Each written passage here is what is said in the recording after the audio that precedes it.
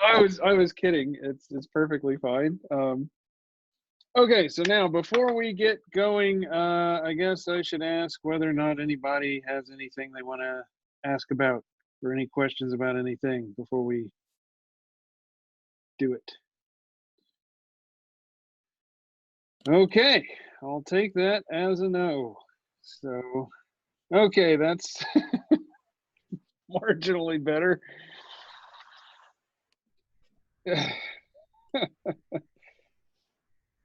Okay, so stat mech, regardless of what your feelings about it may be. So last time we started talking about distributions. All right, so we started off talking about, let's say you have some experiments, so whatever it is, oh, so like a coin that you're flipping. Okay, and from this coin flip, you can get some set of outcomes. And then the probability is a function which, well, hold on a second. Before Professor, we do that, we can't see it. Oh, you can't see it. I'm sorry. I forgot to hit the share screen. Share screen. You would think that would be obvious. I'm a professor. All right. Okay, so there it is. So we have our experiment, which, say, for example, is our coin flip. Okay, so we flip it and we get some stochastic outcome, and so the set of all possible outcomes is this set S. So for a coin flip, for example, that's heads or tails. Now, last time we introduced the idea of a random variable. So a random variable is just essentially a function which takes these abstract outcomes and then maps them to a number. Okay, so our random variable, which we called x last time, just takes these and then says, okay, I'm going to assign heads the number 1 and tails the number 0. And that just allows us to do mathematics on these abstract outcomes. Okay, so now you've got numerical values assigned to your outcomes. And then what happens is that you define another function. We called that f of x. So that takes these and then maps those to probabilities. So this is the probability to get 1, and this is the probability to get 0. And so this f of x here is what we called our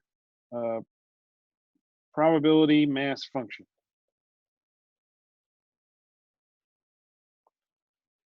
Okay, and recall that all of this, including this example we just went through here again, is in the case of discrete outcomes. All right, so here, this experiment, there's 2 discrete outcomes, heads and tails. There's not like sort of heads and sort of tails, it's either heads or it's tails. Okay, so the fact that we have only those 2 possibilities corresponds to this being a discrete random variable whose probabilities are described by a probability mass function. All right, everybody's cool? Cool. All right, so today what we're going to do is start talking about continuous stuff. And then what I'm going to do, hopefully by the end of today's lecture, is show you that essentially we don't have to worry about whether it's continuous or discrete. Everything we can do, we can write in terms of continuous distributions. And therefore, all of the mathematics and stuff that we do from here on out, we only have to concentrate on how to treat continuous distributions, because there's always ways to write discrete distributions in terms of continuous ones. All right, so now let's talk about continuous things. So just as we did last time, the first thing we have to do is introduce our random variables. So just as last time we had random variables of the discrete type, now today we're going to have random variables of the continuous type.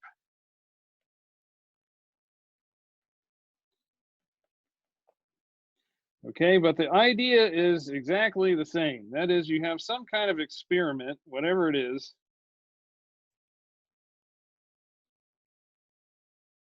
Okay, and then when you perform this experiment, you get some possible set of outcomes. Okay, so this is our set of outcomes. Now, the difference here is that whereas before our outcomes were discrete, that is one thing or the other, now what we have is a continuous distribution of things. So for example, an example of this would be something like position, right? So you measure where something is inside of a box. Its position can change continuously. That is, I mean, the thing doesn't just discretely jump, and therefore the value of the position can be any number along a continuous set of numbers. Okay? Now, but everything else other than that is essentially the same, all right? So now, given these continuous distribution of possible outcomes, our random variable now is just a function which, again, takes this set of continuous outcomes and maps them to a set of continuous numbers. So now what we have is, again, a continuous set, but this is a set of real numbers as opposed to random, or not random, abstract experimental outcomes. But other than that, the idea is exactly the same. All right, is everybody cool? Cool. All right, so now we've got our random continuous variables. And so now what we're going to do is just exactly what we did the last time and define a distribution over those variables. So for the case of discrete variables, a distribution over discrete variables is what we referred to as a probability mass function. A distribution over continuous variables is what is referred to as a probability density function. But other than the trivial change in name, they're almost exactly the same thing. All right, so now you'll recall last time when we defined our mass function, so we defined our PMF, and we said that this PMF had to satisfy a few constraints. One is that the value that it gives when we plug in one of our random variables has to be positive. Okay, the second was that if we took our probability mass function and we summed over all possible values of our outcome of our experiment, that this has to equal 1. That is, the mass function is normalized. Okay, and finally, we said that if we have some subset of possible outcomes that we're interested in, that if we want to find the probability of observing something within that subset of possible outcomes, the way that you do that is you take your probability mass function and you just sum over all the variables that are part of that subset. Okay? All right, so now that's what we did last time. So now what we're going to do is, so again, remember this is in the case of discrete variables, and that's why we have all of these sums here. All right, but now what we're going to do is talk about a probability distribution function, or a PDF. Okay, that is a distribution over continuous variables. Okay, and this PDF has to satisfy similar constraints. Okay, so specifically, if we take our PDF and we plug in some possible value of our random variable, then again, this has got to be positive or 0, positive or equal to 0. Okay, again, if we take our PDF, that's a function of our random variable, and we add it up over all possible values of our experimental outcome, that should equal 1. All right, but now the only difference is over here when we were talking about discrete variables, and we therefore did a discrete sum over our possible values of our experimental outcome, The difference here is that our variable that we're talking about is continuous, and hence because it's continuous, we can't do a discrete sum. What we have to do is a infinite sum, that is an integral. So you take our probability distribution function, we integrate over all possible values of our random variable, and this has to come out to be equal to 1. So again, it is normalized. Okay, now finally, if we are only interested in the probability of observing some subset of outcomes of our experiment, okay, so again, if we want to observe the probability that X, okay, is an element of some subset of our possible set of experimental outcomes, then what you do is, again, if you refer back to what we did last time, you just sum over all the possible values of the random variable that make up the subset that you're interested in. Same deal here. You just sum over all possible values that you're interested in. And again, instead of it being a discrete sum, it's got to be a continuous sum, that is an integral. And what this does is it simply sets what the limits on your integral are. So you just set the limits on your integral such that you're only integrating over the subset of values that you're interested in. So if you were at the discussion section this afternoon, somebody asked a question about one of the homework problems, it's exactly this idea. Okay, so I think the question was, we were interested in the probability of the decay of a radioactive nucleus taking longer than some amount of time. And what we therefore did was integrate from that value of the time up to infinity. We didn't integrate over all time. Okay, everybody good? All right, very good. I have a question. Yes, please. So, I think I remember in quantum, there were cases when we were calculating a probability density function where we had to do like mod squared. So Yes. would the function in this case also be squared or no? So I will actually get exactly to that example in probably about 30 seconds. Oh, okay. Okay, so I will talk explicitly about that, all right? Okay, thank you. All right, yes. Okay, so now what we just defined, this f of x is what's referred to as the probability distribution function,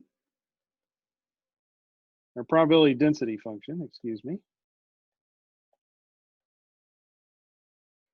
We're also going to define another kind of function that is what's referred to as a distribution function.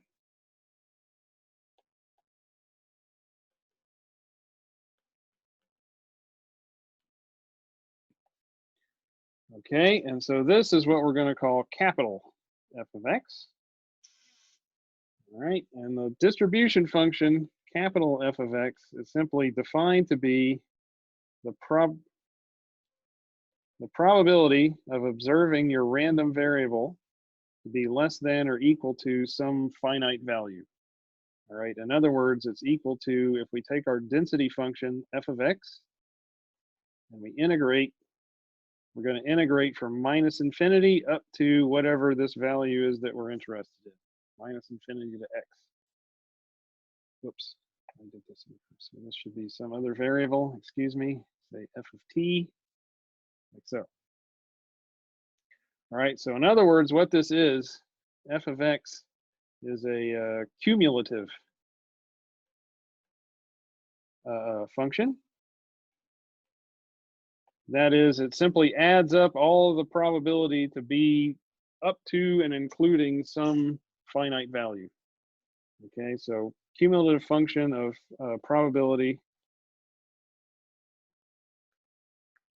less than or equal to x. Okay, so you just integrate from infinity up to whatever the value is that you're interested in. All right. Now, the next thing we talked about when we introduced probability mass functions was the expectation values. So mathematical expectation.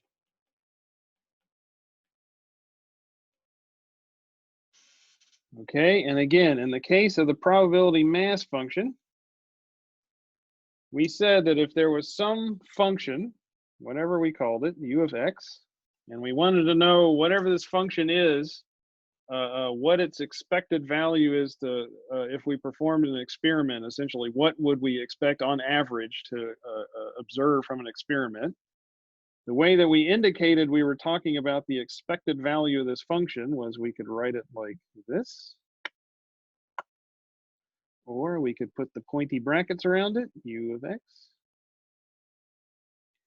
And the way that we calculate this was we take whatever this function is that we're interested in, so we write it down. We multiply it by the probability distribution function that governs our random variable. And then we sum over all possible values of that random variable. All right, so this was how we calculated the expectation value with a discrete distribution. So now, in the case of a continuous distribution, that is when we talk about the probability density function, again, we want to be able to calculate expected values of given functions. And so it's going to be extremely similar. So again, if we have some function u of x that we want to calculate the expected value of, we will indicate that by the same notation, either this or with the pointy brackets. Okay. And now, again, exactly the same deal. You take whatever the function is that you're calculating, that you want to calculate the expected value of, and you write that down. You multiply it by the probability density function that governs the distribution of expected results of that variable. And now, rather than doing a discrete sum over the possible values of your random variable, what we're going to do is a infinite, continuous sum over the possible values of our variables, from minus infinity to infinity. Okay, so this is how you calculate the expectation values of functions using a continuous distribution. Just to be clear, that is a multiplication sign, not a minus sign. All right, so now to get back to Min's question. So now if you just forget that we have discussed everything we've discussed so far, and you transport yourself back to quantum mechanics class. All right, so in quantum mechanics class, you would have some observable that you're interested in measuring what its expected outcome is. Okay, so for example, let's say that we want to find the energy of a quantum system.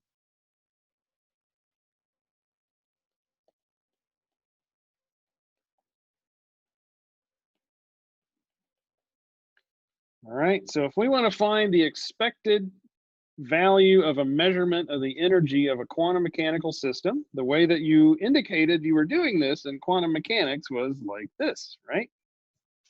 Okay, and this is shorthand notation in quantum mechanics for actually this. Okay, so what you did was you write down your Hamiltonian operator and you bracket it with your quantum states on either side. Now this is an abstract notation for performing an integral in some variable space. So if you were, for example, wanted to do this in position space, the way that you would do this would be to take the complex conjugate of your wave function times the Hamiltonian operator times your wave function, and then you integrate over all possible positions. Okay, now, when the Hamiltonian operates on your wave function, that will give you the eigenvalue of the Hamiltonian, that is the energy. All right, so we can write this as minus infinity to infinity of psi star E psi dx. Okay, and now at this point, this E is just a number, right? So it's just it's an eigenvalue, it's a number, so we can move that around wherever we want. So I can again write this as E times psi star psi dx. And then this is equal to minus infinity to infinity E times psi squared dx. All right. So now compare this to the way that we just said that you calculate the expectation values of a given function using a continuous probability distribution. So we would say that if I wanted to calculate average value of u of x, that I would do minus infinity to infinity u of x, then times our probability density function. Okay, so you'll notice what I got here is that the thing that I want to find the average value of, that's the thing right here, right? Same deal. So here, this is what we're finding the average value of. That goes right here. Okay, now our general definition, this thing says that then what you take that function by and you multiply it by the probability density function. So in other words, what this indicates is that in quantum mechanics, psi squared is the probability density function for your quantum mechanical particle. Okay, so does that now answer your question, Min? So Yeah, it does. yeah, so the answer is not that you take the square modulus of the probability density function. The answer is that the square modulus of the wave function is the probability density function in quantum mechanics. Okay, make sense? Yeah, that makes sense. Thank you. All right, fantastic. Yes. All right, so now let's work through an example of a continuous probability distribution function, or excuse me, probability density function. All right, and this probability density function is something that you are going to encounter over and over and over and over again, and that is the normal, also referred to as the Gaussian distribution.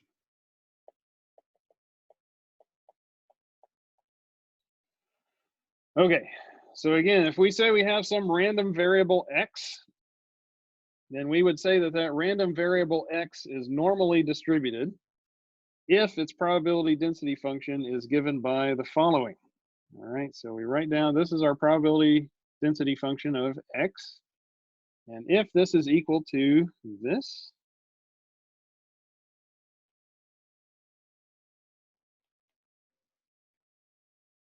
right, minus x minus mu squared over 2 sigma squared, where x can take on any value from minus infinity to infinity. All right, so this is the definition of the normal or Gaussian probability density function. Okay, and so now, in your homework, one of your problems in the homework is to play around with this thing, all right? And in your homework, you are going to show that this thing exhibits a few properties, specifically that if you take it and you integrate it from minus infinity to infinity, that the reason for this freaky little prefactor out here, what that prefactor does is set this integral such that when you perform the integral of this exponential, the numbers that fall out cancel such that this thing comes out to be equal to 1. All right. So in other words, this expression for the normal or Gaussian distribution is normalized. Okay. Now, you can also calculate some expectation values for this thing. So for example, if I were to calculate the expected value of x, given that this is my probability density function, what you will get is that, again, so what you'll take, what I want to calculate is the expected value of x. So I write down x, and then I multiply that by my probability density function, which is this.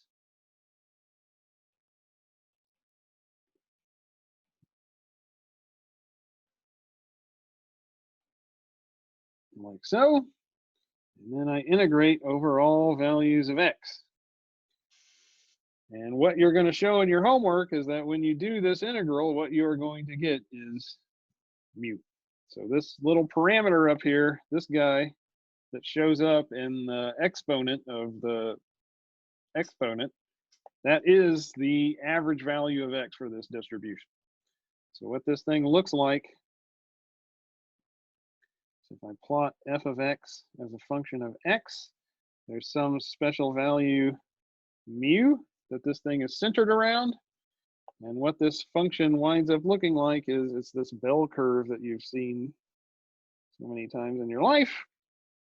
And so the center of this bell curve is this mu parameter. And the width, you can also show that the width of this thing is given by this other parameter in the exponent, sigma. Okay, and in particular, so I just showed you that in your homework, you're going to show that mu here is equal to the expected value of x. Okay, and I don't recall if they ask you to do this in your homework or not, but what you will also find is that the width of this distribution is at least related to the expected value of x squared. Okay, so and other properties of this distribution can be determined by looking at the expected values of different powers of x, essentially. So for example, x cubed tells you something about how symmetric or skewed it is, and so on and so forth. Okay, so now is that everything I wanted to say about? Oh no, one more thing. Okay, and if you want to calculate the probability that x is going to fall between any two values, a less than or equal to x less than or equal to b, the way that you do that is, again, you integrate your probability density function.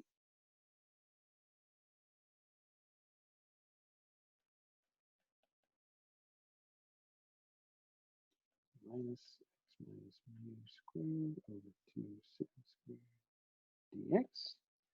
Okay, and so again, what we're interested in here is the probability that x lies within some subset of all possible values of x. And so what that does is set the limits of our integral. So our lower limit is going to be the lower value that we're interested in, and the upper limit is going to be the higher limit that we're interested in. And so what we're calculating here, again, if we go back to this picture, let's say that B is right here, and I'm getting drunk with colors now. A is right here. Then what this integral calculates is the area that's under this curve from A to B, like this. Okay, and so what this integral gives you is this area under the curve between those two limits. All right, everybody good? Any questions? Okay, awesome. All right, so now we've done everything with continuous distributions that we've done with discrete distributions. And so now what I want to show you is that all of these things can be written down in exactly the same way. So there is a connection between discrete and continuous distributions.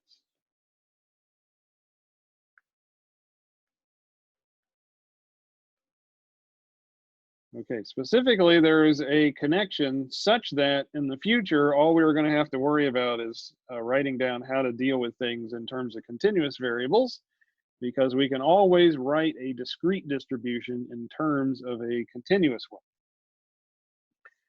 Okay, and the way that we do this is through something called the Dirac delta function.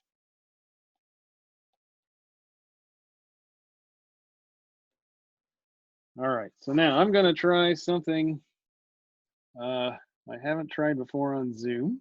I'm going to try a poll. Oh my God, what are you doing, Zoom? The poll is, are you familiar with the Dirac delta function? That is, have you used it before? Yes or no? Okay, Save. All right. So can you tell me now whether or not you have used a direct delta function before? How many people we got online here?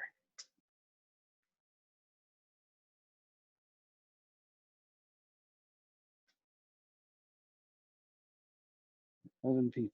9. All right. So far we got 9 people. 100% of people responding so far say that they are familiar with the direct delta function. That's good. All right, so very good. So you'll recall, come on, you straggler. I know you can do it. All right, you're out of time. Sorry. Okay, so out of the 10 people who responded, all of you are familiar with the direct delta function. That's good. So that means I don't have to waste too much time trying to explain how this thing works. So recall that the way that you write the direct delta function looks like this. So the delta function of your variable x, you would write like this. And this thing is defined such that it is equal to 0 if x is not equal to a, and it is equal to positive infinity if x is equal to a. And in particular, it is defined, so the shape of this function is such that the following is true, that if I take my direct delta function and then I integrate it over x from a to b, that it is equal to 1 if a is somewhere within this interval. Oh, what an unfortunate choice of ways to write this. So let's say x minus alpha. So it is equal to 1 if alpha is somewhere within the interval of a to b, and it is equal to 0 otherwise. All right, so what this thing is, again, if I plot it, okay, and I say alpha is right here, then what this function looks like is an infinitely tall spike at that value, such that the area under that spike is equal to 1. All right, so if I integrate, say, from a to b, okay, so I'm only integrating between these limits, then you can see that the area under this thing from a to b is 0. I get 0. So that's what this means. However, if, oh crap, if instead b is over here, then what happens is as I integrate this thing, I get 0, 0, 0, 0, 0, 0, 0, 0, pow! And then as soon as I hit this value, it shoots to infinity, okay? Such that the area under this thing is equal to 1, and everywhere else, again, once I go past it, again, it's equal to 0. So it's only once I'm underneath this spike that I get a value of 1. All right, so now somebody asks a question. Can it be said that it holds the same functionality as the Kronecker function for discrete cases?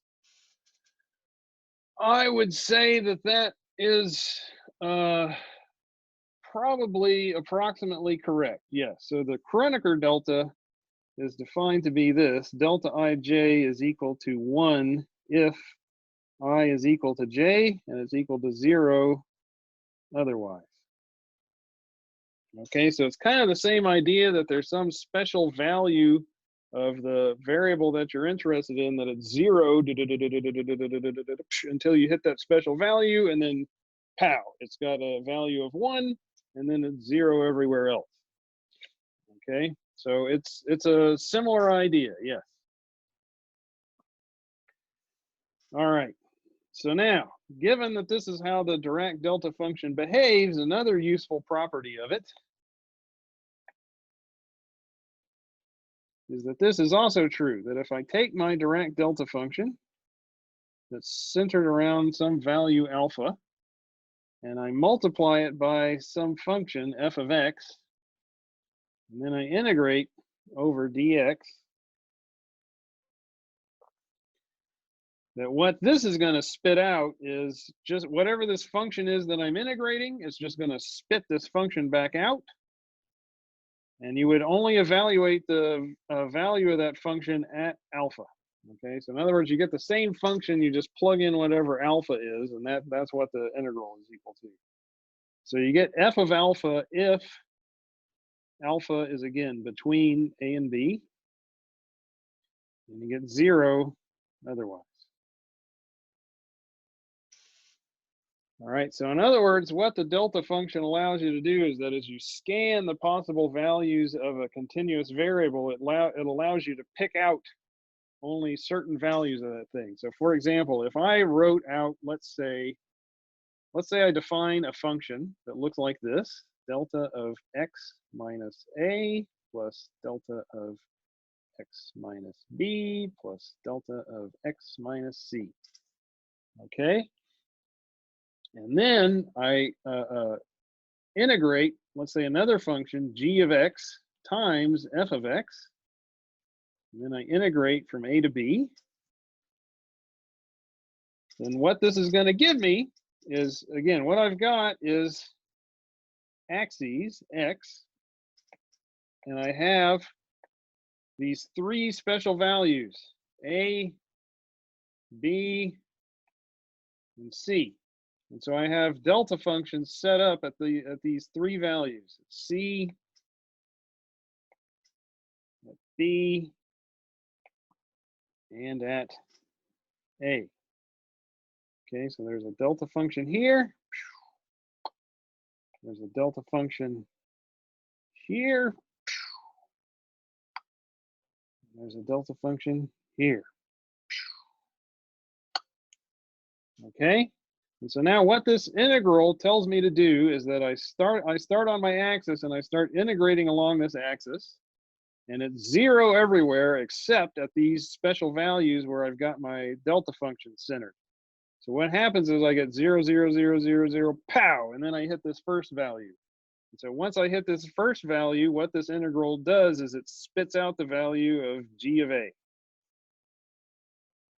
And then I keep going, and then I hit b, and then I've got another delta function there. And so I get another contribution to the integral from there.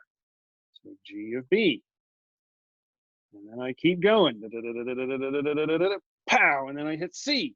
And then that value at c, again, contributes another value to my integral. And so what this delta function allows me to do is to scan my continuous variable and then pick out certain discrete values of that continuous variable. Make sense? All right, fantastic.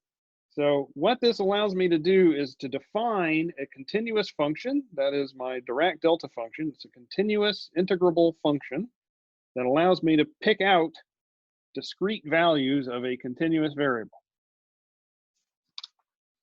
All right, so in other words, let's say that I have a discrete variable. Whoops. Okay, so let's say I have a discrete variable. Okay, that can take on n different values.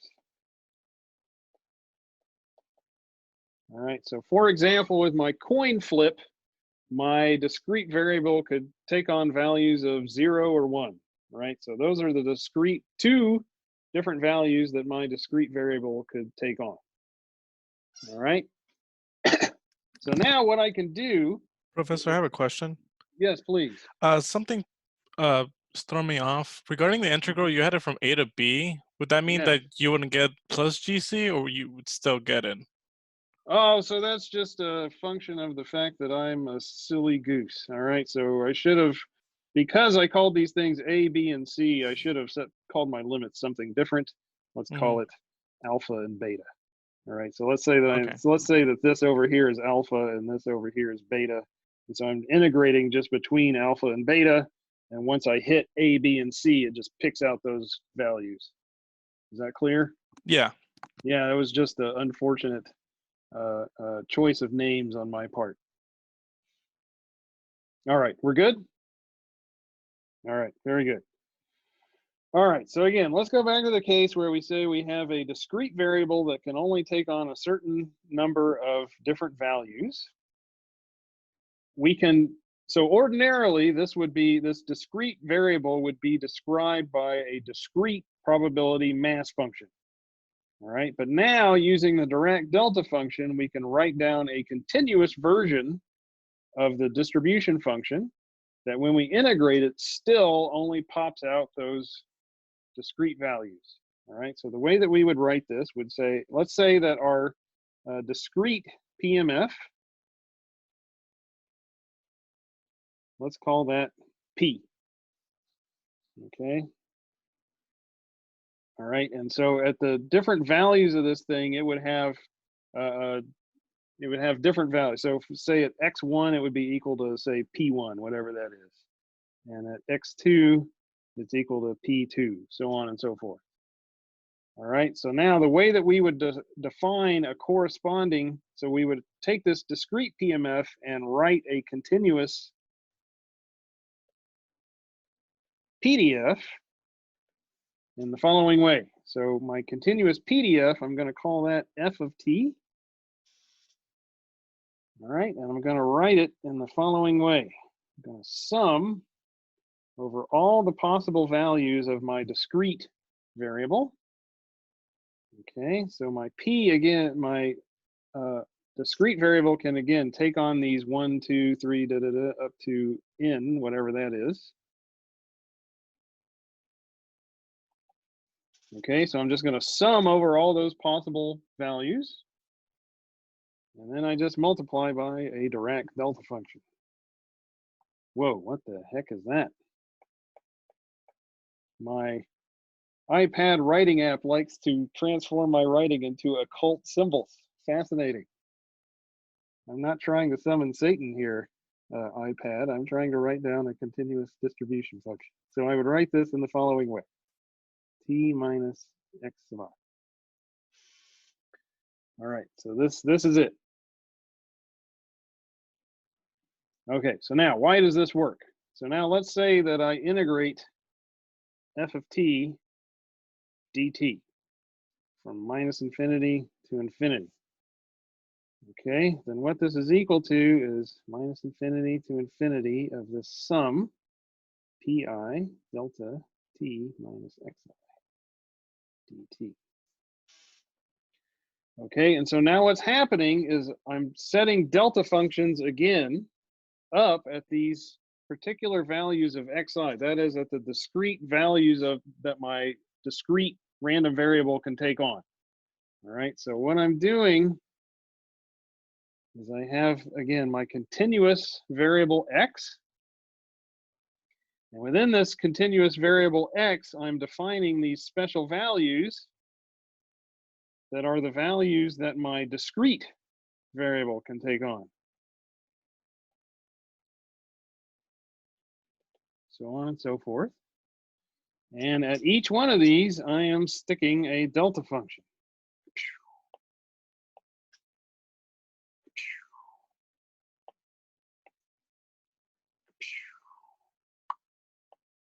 Gonna run out of colors here.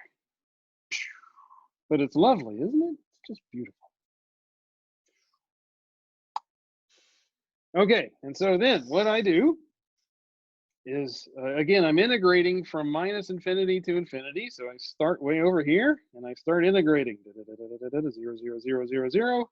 And then I hit my first special value and that picks out. So then what that does is it takes this function and spits out that probability at that value. So at this point, what my integral spits out is P at x1.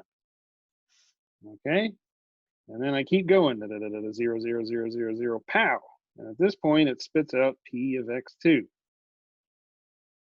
And pow, spits out P of x3. So on and so forth. And so what I'm doing is by setting up this series of delta functions at a particular set of discrete points, as I integrate along a continuous variable, I'm essentially transforming that continuous variable into a set of discrete ones. Okay, does that make sense? Yay, let's say that it does. All right, Yes. fabulous. No, nobody's saying that it isn't, so I'm going to say that it is. It does. All right, so it's now at this point that I say congratulations. We have graduated from the point of doing boring, random, fundamental mathematics. And what we're going to start to do next is physics. All right, so what we're going to do now is to start taking all of this boring, fundamental mathematical infrastructure that we've built up and start applying it to physics problems. Okay, and now in particular, the first physics problem we're going to apply this to is diffusion.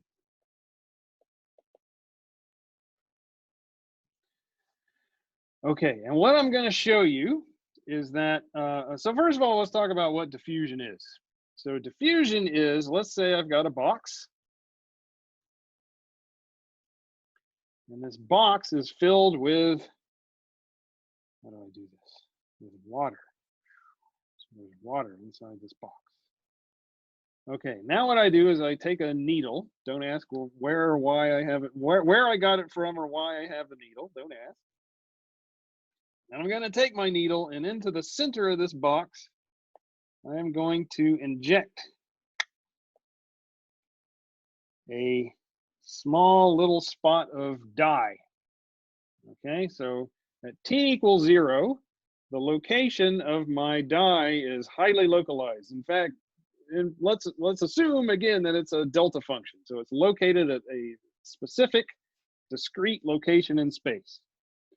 And then what diffusion is that as time goes on, this highly concentrated distribution of dye is going to start to spread out.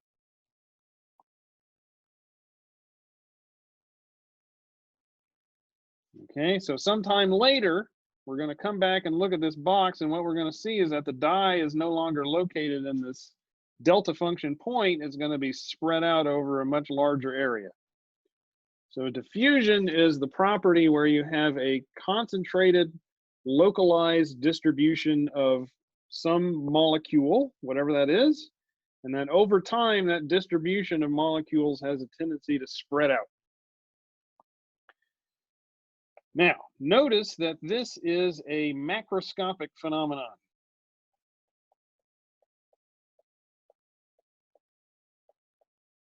Okay, so what we're doing is we're looking at a collection of billions upon billions of atoms and molecules.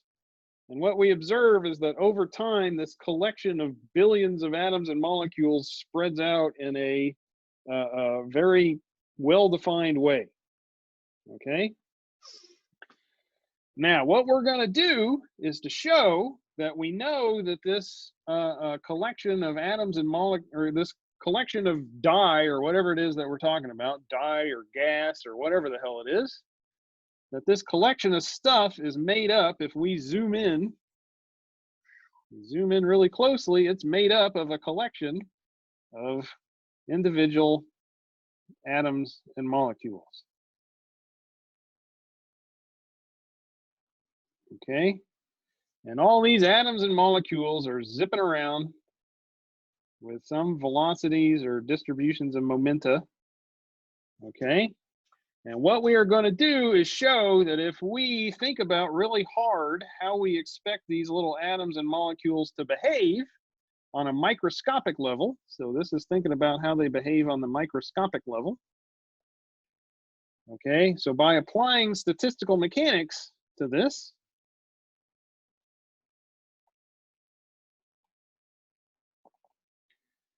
we are going to show that these little guys are going to undergo diffusion. Okay, so again, diffusion is a macroscopic phenomenon. And we're going to understand where this macroscopic phenomenon arises from by understanding the behavior of how these microscopic particles behave. In particular, we're going to understand how they behave in the context of something referred to as a random walk. All right, so next Monday, we're going to start talking about what we mean by random walk and how to describe it mathematically. And we're going to show that when you have a collection of random walkers, they diffuse. All right, so next week we're going to start talking about random walkers, and ultimately I'm going to show you how, given random walkers, you can derive something called the diffusion equation. All right, so in other words, we go from a microscopic understanding of how individual particles behave to a macroscopic understanding of how a large collection of those individual particles behave. All right, and so I think that is it for today. And it's 4:50. We're out of time. Right on time. Man, pure, perfect. Beautiful. All right. So have a good weekend. I will see you guys on Monday, unless anybody's got any questions about anything. All right. Then we're done. I'll see you guys on Monday.